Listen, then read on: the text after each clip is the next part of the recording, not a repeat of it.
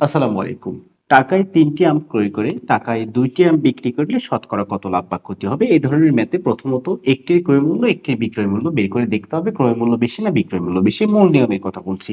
৩ টির ক্রয় মূল্য ৳১ তাহলে একটির ক্রয় মূল্য ৳১/৩ ২ টির বিক্রয় মূল্য ৳১ তাহলে একটির বিক্রয় মূল্য ৳১/২ বিক্রয় মূল্য বেশি তার মানে লাভ হয়েছে ৳১/৬ তাহলে লাভ ক্ষতি ক্রয় মূল্যের উপরে নির্ভর করে। তাহলে ৳১/৩ য় লাভ হয় ৳১/৬ তাহলে ৳১ য় লাভ হয় ১/৬ ইন্টু উপরে যাবে ৩ নিচে আসবে ১ অর্থাৎ ভাগ আকার থেকে গুণ আকার। ৳১০০ লাভ হয় ৫০%।